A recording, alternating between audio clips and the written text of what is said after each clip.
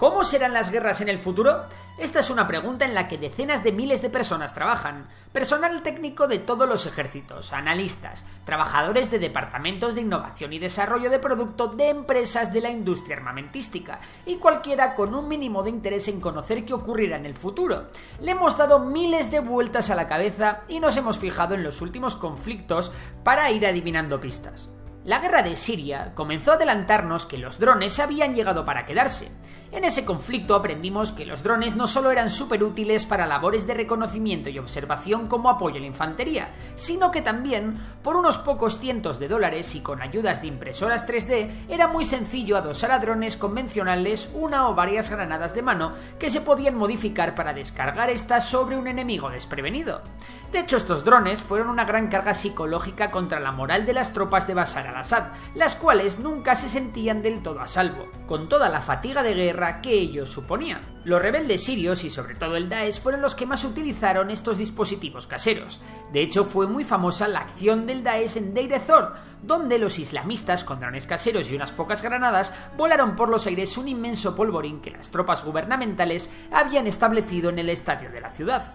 La importancia de los drones se confirmó durante la guerra en 2020 entre Armenia y la República de Artsaj contra el ejército de Azerbaiyán. El arma estrella de esta guerra fueron las municiones merodeadoras, también conocidas como drones suicidas. Estos dispositivos son drones con una cabeza explosiva capaces de precipitarse sobre un objetivo e inmolarse activando su carga y destruyendo el objetivo en cuestión. Si el enemigo no tiene una defensa antiaérea muy densa, pueden destruir con facilidad estaciones de comunicaciones, estaciones de radar, tanques, sistemas de artillería complejos, centros de mando, etc. En otras palabras, estamos hablando de que un dispositivo que suele costar unas pocas decenas de miles de dólares se dedica a cazar objetivos que cuestan varios millones, por lo que su eficiencia económica es sencillamente espectacular. Además, adiestrar a un operador en el uso de estos dispositivos es bastante más barato que adiestrar un piloto. ¿Y la autonomía?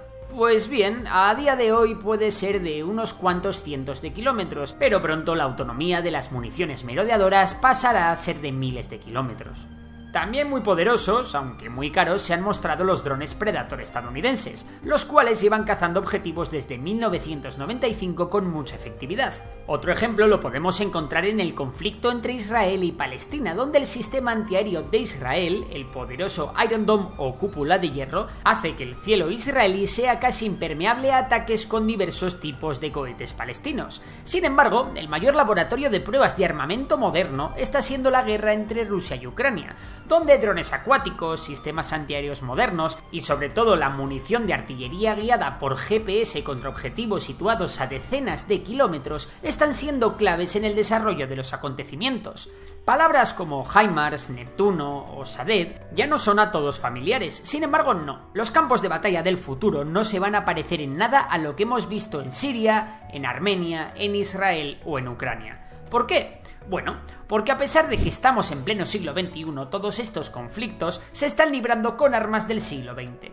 En Siria llegamos a ver incluso armas de la Segunda Guerra Mundial, y la mayor parte de los tanques que vimos eran modelos soviéticos de los años 50 y 60. En Armenia y Ucrania, los cazabombarderos más utilizados siguen siendo los Su-25, diseñados a finales de los 70, y los Su-34, diseñados en los 90. Si es que incluso el tanque más moderno de una potencia militar como Rusia es el T-90, cuyo diseño es de los propios años 90. Lo mismo ocurre con tanques occidentales como el M1 Abrams estadounidense, que aunque va modernizando sus diseños, su diseño básico data de hace más de 40 años. Con esto quiero decir que a pesar de que poco a poco vamos viendo mejoras y armamento nuevo de última generación, las guerras seguirán siendo guerras del siglo XX mientras todo este armamento esté en activo, y mientras los conflictos los libren países que van muchos años por detrás de las grandes potencias militares, que son China y Estados Unidos. Además, desde la caída de la Unión Soviética en 1991, Estados Unidos se quedó durante muchos años sin rival militar, siendo la indiscutible potencia mundial, lo que ralentizó las inversiones del gigante norteamericano en I+D+I dentro de la industria de defensa. No ha sido hasta la década de 2010 cuando Estados Unidos ha vuelto a tomar conciencia de la necesidad de innovar en este aspecto ante el auge de China como gran rival geopolítico. Pero venga, vamos al lío. ¿Cómo serán los conflictos del siglo XXI? Para dar respuesta a esta pregunta, los estadounidenses crearon la Agencia de Proyectos de Investigación Avanzados de Defensa, más conocida como DARPA por sus siglas en inglés. De esta agencia, creada en 1958, surgieron nuevos conceptos como ARPANET, la primitiva red que dio origen a Internet. Sin embargo, la DARPA sigue activa e inventando la guerra del futuro. Su última gran revolución ha sido la llamada Guerra Mosaico. La Guerra Mosaico es una forma de combatir en la que existe una compleja red de entidades interconectadas que se comunican constantemente para coordinarse, aprender e interactuar con el entorno para conseguir los objetivos militares con el menor coste posible.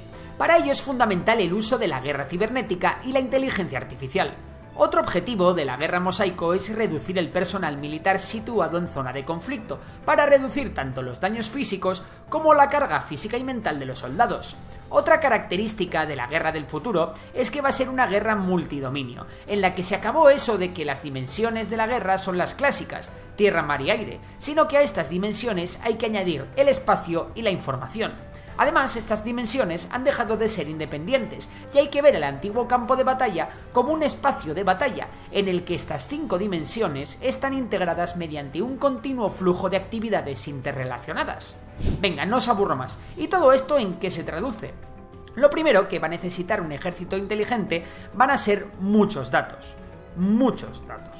Para ello va a necesitar que todos los dispositivos disponibles puedan transmitir imágenes, sonidos, huellas térmicas y demás señales en tiempo real. Para esto, los ejércitos podrán utilizar aviones, drones aéreos y marítimos, satélites, robots, barcos, estaciones de radar y todo lo que tengan a su alcance. Sin embargo, hay algo más difícil que obtener datos, y esto es interpretarlos. Para ello es vital tener una inteligencia artificial capaz de procesar todo lo que le llegue y tomar decisiones en pocos segundos. Un trabajo que a un ser humano le podría llevar mucho tiempo o que simplemente, dependiendo del volumen de datos, ni siquiera podría hacer. La inteligencia artificial no solo coordinará los ataques, también ésta se encargará de optimizar la logística. Para ello será fundamental una tecnología que, si bien ya existe, aún está por perfeccionarse. Hablo, como no, de las impresoras 3D. Y es que en el futuro las tropas de vanguardia a buen seguro estarán equipadas con impresoras 3D portátiles capaces de imprimir de forma rápida cualquier tipo de suministro necesario para el frente.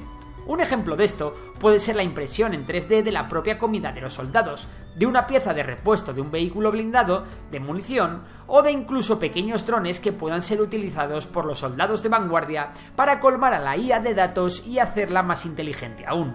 Otro elemento fundamental de las guerras del futuro va a ser la guerra electrónica.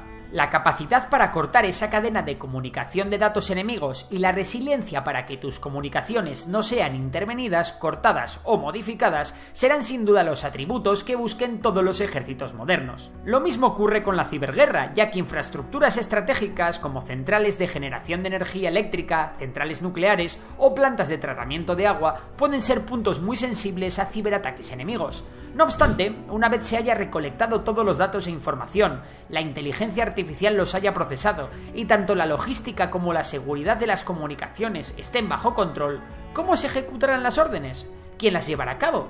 Pues es aquí donde la guerra también va a sufrir un gran cambio. Hasta ahora las grandes protagonistas de la guerra eran las grandes plataformas. Las grandes plataformas son hardware militar de un tamaño considerable con un coste por unidad muy elevado, muy intensivos en el uso de tecnología y con un poder de destrucción muy alto. Podemos pensar, por ejemplo, en un portaaviones como los de la clase Gerald R. Ford, cuya unidad cuesta 13.000 millones de dólares, un cazabombardero F-35, que sale por más de 75 millones de dólares, o un tanque M1 Abrams, que sale por entre 6 y 8 millones la unidad. El problema que tienen estas grandes plataformas es que la tecnología está permitiendo fabricar armas muy baratas y eficaces que pueden saturar las defensas de estas grandes plataformas. Y aquí es donde entra un nuevo concepto: los enjambres. Un enjambre es un grupo homogéneo o heterogéneo de dispositivos capaces de coordinarse y comunicarse entre sí y de tomar decisiones autónomas con un objetivo común. La defensa contra un enjambre plantea cuestiones difíciles de resolver, puesto que es mucho más difícil defenderse de muchas armas pequeñas, por muy significantes que parezcan, que hacerlo de una sola arma grande, por muy sofisticada que ésta sea. Por ello, en los campos de batalla del futuro, podremos ver enjambres de drones aéreos y acuáticos atacando coordinadamente un puerto enemigo. Podremos ver enjambres de minidrones con cargas explosivas muy pequeñas atacando puntos sensibles de la logística enemiga. E incluso podremos ver los primeros robots de tipo androide luchando en vanguardia. Desde 1995 la inversión en robótica militar ha ido creciendo a un ritmo del 10% anual y se prevé que esta llegue a los 2.500 millones de dólares en 2025. Reino Unido ya ha advertido de que en 2030 el 25% del ejército de tierra británico va a estar compuesto por robots. Tanto Estados Unidos como China ya han llevado a cabo demostraciones con sus perros robots capaces de portar armas ligeras. En el caso de los norteamericanos, su perro robot V60 es capaz de llevar un rifle Creedmoor de 6,5 milímetros, capaz de realizar un disparo de precisión a más de 1 kilómetro de distancia. A pesar de que estos prototipos todavía no están muy desarrollados y que en materia de robótica aún queda mucho por hacer, la tendencia es clara. Eso sí, contar con robots asesinos capaces de decidir de manera autónoma a quién matar y a quién no plantea importantes debates éticos, sobre todo si esta tecnología acaba siendo tan asequible que pueda caer en las manos equivocadas. No obstante, las capacidades que va a dar a los ejércitos de todo el mundo el auge de la robótica militar son lo suficientemente interesantes como para que ésta no se deje de desarrollar. A pesar de todo, es bastante improbable que antes de final de siglo los robots hayan desterrado a los humanos de los campos de batalla, ya que de la misma manera que en el siglo XXI estamos luchando guerras con tecnología de mitad del siglo XX,